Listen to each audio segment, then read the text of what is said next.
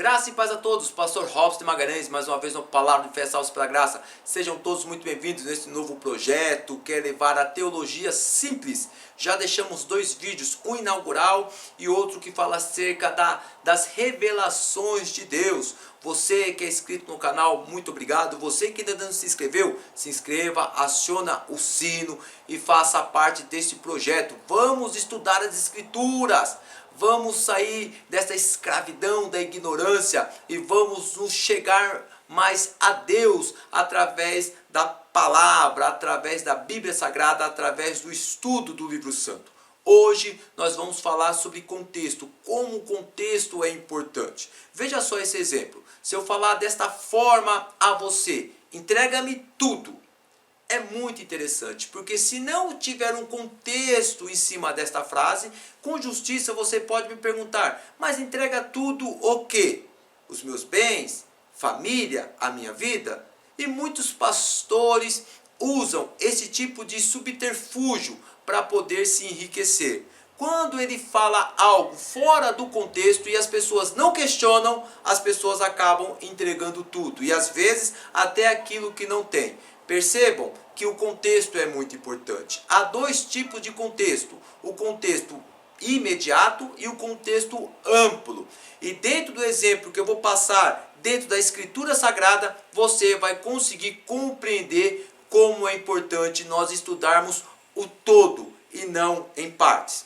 No livro de Mateus, no capítulo 13, Mateus ele escreve acerca da parábola do semeador. E a parábola do semeador, em um determinado ponto, algumas pessoas usam esta passagem como subsídio para falar e afirmar acerca da predestinação. Você, meu amigo calvinista, não vai poder mais usar esta passagem, pelo menos esta passagem, para poder subsidiar a sua fé no calvinismo, no pré-determinismo, na predestinação de Deus. Vou ler o texto e vamos ver como o contexto é importante. No capítulo 13, a partir do verso 14, está escrito desta forma, abre aspas, cumpre-se desse modo a profecia de Isaías que diz, quando ouvirem o que digo não entenderão, quando virem o que faço não compreenderão, pois o coração deste povo está endurecido, ouvem com dificuldade e têm os olhos fechados, de modo que os seus olhos não veem, e seus ouvidos não ouvem, e seu coração não entendem, e não se voltem para mim, para que eu não os perdoo. Fecha aspas.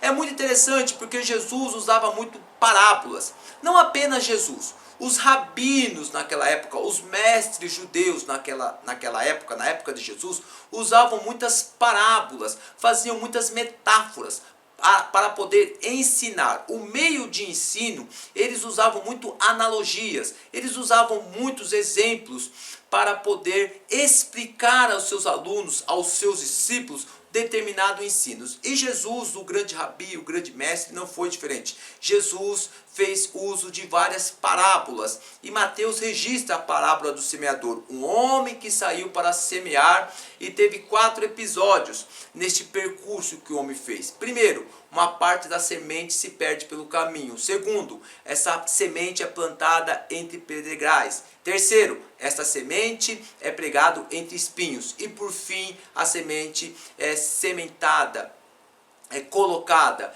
em uma terra boa. É interessante porque as sementes em determinados pontos, no segundo e no terceiro exemplo, no primeiro não, porque ela se perde por caminho, os pombos vêm e comem, elas até crescem, mas não geram frutos. Já no quarto exemplo, a semente que foi sementada, que foi plantada, ela cresce e gera muitos frutos.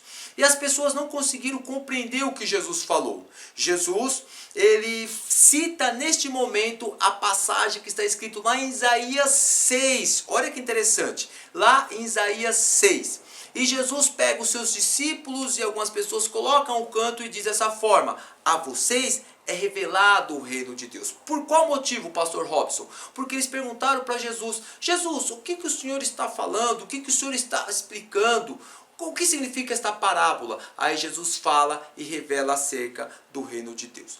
É muito interessante porque muitas pessoas pegam estas palavras, esta passagem, sem o seu contexto imediato e amplo, para poder dizer que Deus predestinou um determinado grupo, um para a salvação e outro não. Mas nós temos que ter muito cuidado. Primeira coisa que nós vamos estudar é o contexto imediato. O que é o contexto imediato? É aquilo que cerca, que está em torno, de uma forma mais próxima àquele texto lido. Os versos 14 e 15 do capítulo 13 do Evangelho escrito por Mateus tem um contexto imediato. Um bom exemplo seriam os capítulos 11 e 12, os capítulos 14 e 15 e assim sucessivamente. Isto é denominado de contexto imediato, daquilo que está próximo, para poder explicar estas palavras de Jesus. Tendo olhos, não verão. Tendo ouvidos, não ouvirão. Tendo coração, não entenderão, para que seus pecados não sejam perdoados. Entretanto, se o contexto imediato não explicar, devemos buscar o contexto mais amplo. Grey Staton, ele ensina que há muitas citações no Evangelho de Mateus. O que são citações?